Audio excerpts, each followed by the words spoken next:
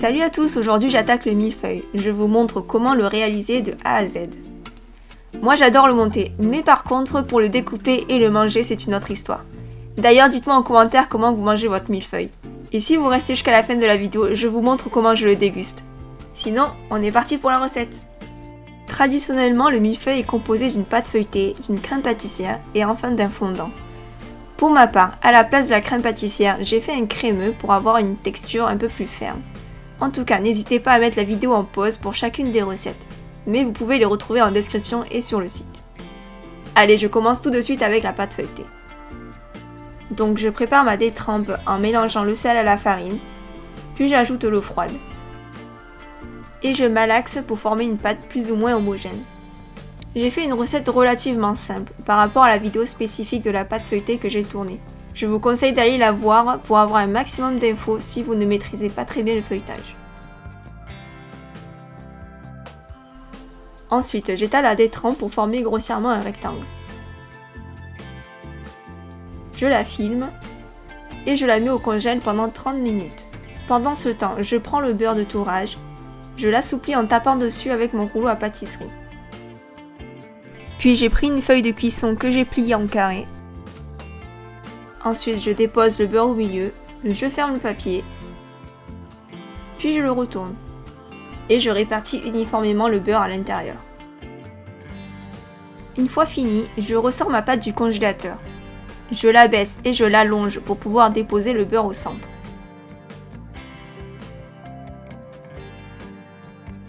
Puis je rabats les deux extrémités de la pâte afin d'enfermer le beurre. Je scelle bien la fermeture en appuyant avec le rouleau à pâtisserie. Je tourne la pâte d'un quart de tour. Et je forme des vaguelettes avec le rouleau pour répartir le beurre avant d'étaler la pâte. Ici, j'abaisse la pâte de 3 fois sa longueur pour faire mon premier toursin. Donc je plie la pâte en 3 en pliant le bord haut à un tiers de sa longueur et je rabats le bas par-dessus. Voilà, je tourne le bâton d'un quart de tour pour que la fermeture soit à ma droite et je vais enchaîner directement avec un tour d'eau. Ma pâte est assez froide pour le faire. De votre côté, si votre pâte est chaude, mettez-la au froid 30 minutes avant de continuer. Pour le pliage du tour double, je rabats les deux extrémités vers l'intérieur de la pâte à environ un quart inférieur de la longueur. Et enfin, je le replie en deux. Voilà, la première série de tourrages est finie. Je filme ma pâte et je la stocke au frais pendant 30 minutes environ. Pendant ce temps, je passe au crémeux à la vanille. Je commence par faire tremper la gélatine dans de l'eau froide. Quand vous avez une recette contenant de la gélatine, pensez toujours à la réhydrater en premier. Ensuite, je verse les 3/4 du lait dans une casserole. Je mets la moitié du sucre. Je gratte ma gousse de vanille. Puis je donne un coup de fouet et je commence à faire chauffer.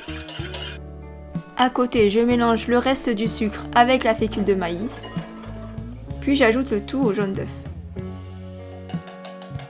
Je fouette bien. Et je détends la préparation avec le reste de lait que j'ai gardé. Comme ça sera plus simple à remuer pour la cuisson à venir.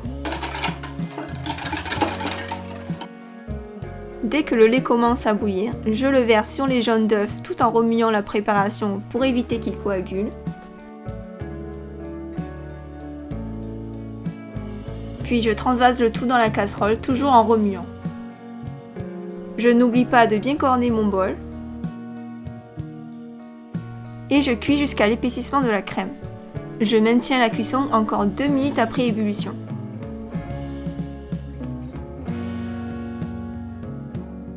Ensuite, j'ajoute ma gélatine que j'ai bien égouttée.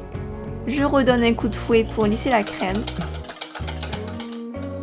Puis j'ajoute le beurre et je remélange.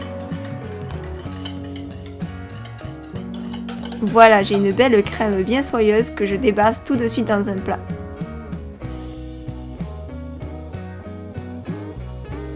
Je filme bien au contact. Et petit pain de glace pour la faire refroidir rapidement avant de la stocker au frigo. Je repasse ensuite à ma pâte feuilletée, je vais donner les derniers tours. Donc comme tout à l'heure, je commence par étaler ma pâte pour faire mon tour simple.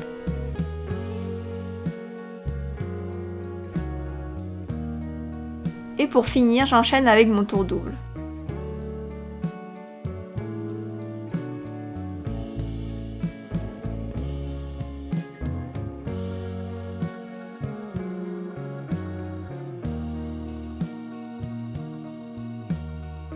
Voilà, maintenant mon tourage est fini.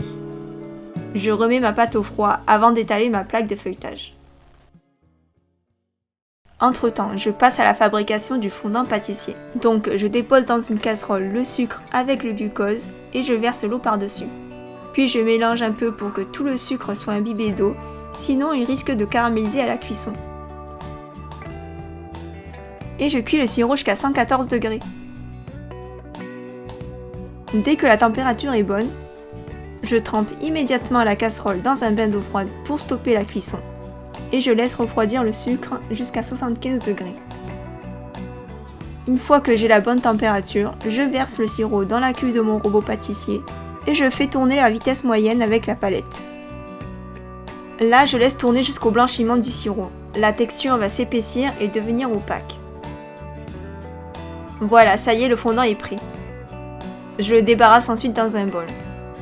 La texture du fondant est plutôt souple et malléable. Je la retravaillerai un peu plus tard pour glacer le millefeuille.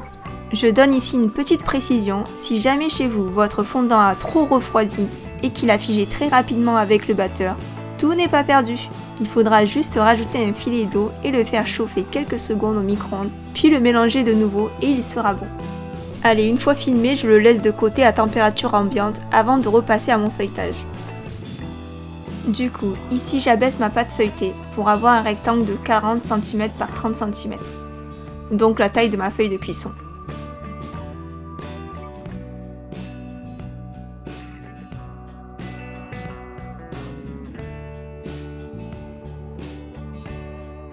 Là, je n'ai pas besoin de tailler les bords, je vais le faire une fois que le feuilletage sera cuit.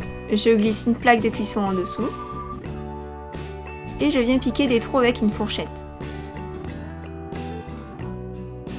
Puis je la mets 30 minutes au congélateur pour éviter qu'elle se rétracte à la cuisson. Ensuite, avant de la cuire, je dépose une autre feuille de cuisson par-dessus, puis une autre plaque, sinon le feuilletage va trop gonfler. Et c'est parti pour 45 minutes de cuisson au four à 180 degrés. Et voilà le résultat après cuisson. Mon feuilletage a refroidi tranquillement sur une grille. Et maintenant je vais passer au montage du millefeuille. Avec un couteau-scie, je viens ébarber les côtés pour avoir des bords droits.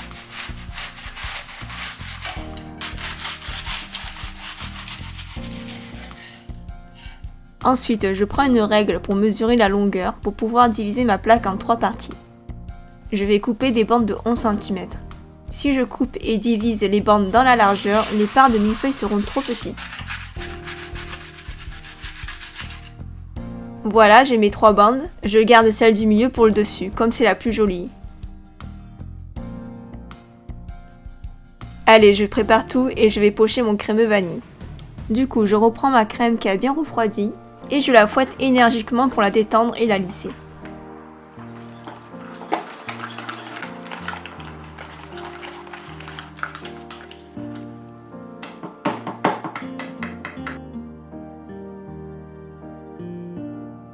Ensuite, je remplis une poche avec une douille ronde unie. Je ferme la poche. Et je viens garnir la première bande de feuilletage.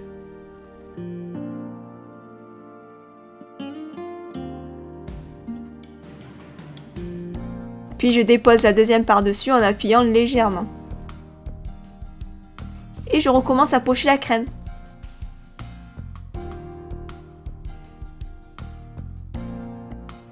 Là, il me reste un tout petit peu de crémeux.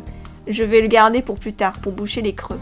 Ici, je vais mettre mon demi-millefeuille au frais et je vais glacer la dernière bande de feuilletage à part. Donc, je récupère mon fondant, je rajoute un peu d'eau et je le mets 30 secondes à 1 minute au micro-ondes.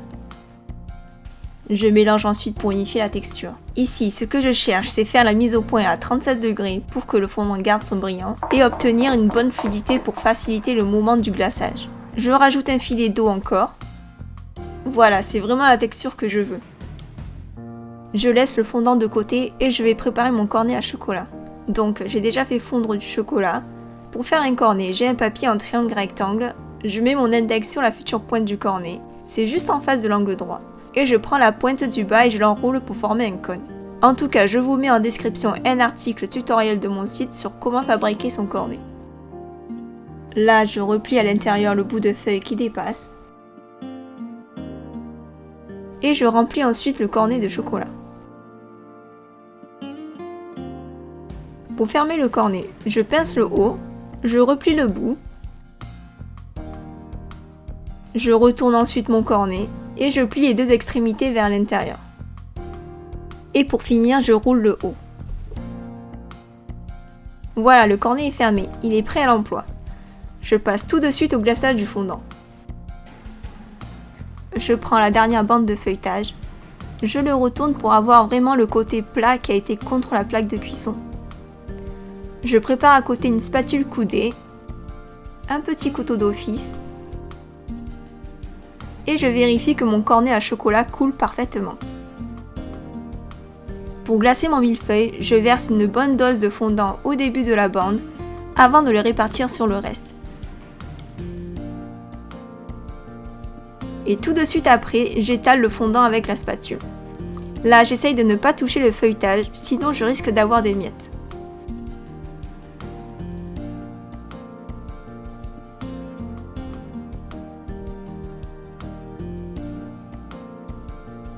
Puis je prends mon cornet et je trace des traits en diagonale. Alors j'ai pris l'habitude de tracer les traits de cette façon, mais vous pouvez les faire parallèles à la longueur. Et enfin, avec le dos de la pointe de mon couteau, je viens rayer des lignes en opposition des traits de chocolat, dans un sens puis dans l'autre.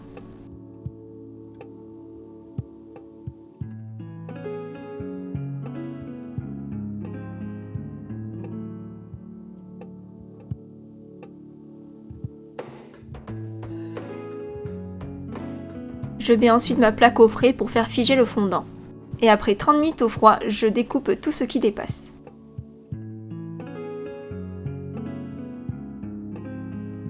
J'enlève mon glaçage et je le pose sur le reste du millefeuille. Ensuite, avec la crème qui me restait, je viens égaliser les bords. Je donne un coup de spatule pour avoir un tour propre. Et puis je remets le millefeuille 1 heure au frais avant de passer à la découpe. Là, le millefeuille a bien figé, donc je découpe les bords avec un couteau-scie pour avoir des côtés bien droits et nets.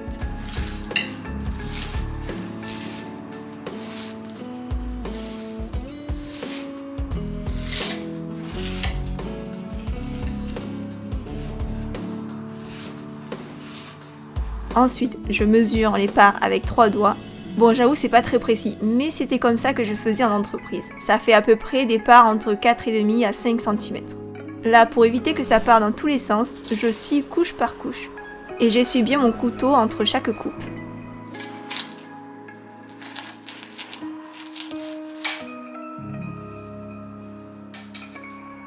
Ici, je commence par scier doucement la première couche.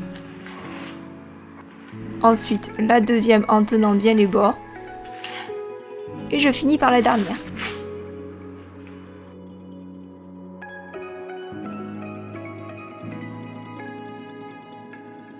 Et voilà, j'ai mes 5 parts de millefeuille. Et vous avez toutes les étapes pour réussir les vôtres. Alors, comme dit au début de la vidéo, moi je mange le millefeuille avec un couteau et une fourchette. Comme si c'était un steak. En tout cas, c'est pour moi le meilleur moyen de ne pas en mettre partout. Et sinon, si vous avez aimé la vidéo, likez et abonnez-vous pour ne pas rater les prochaines vidéos.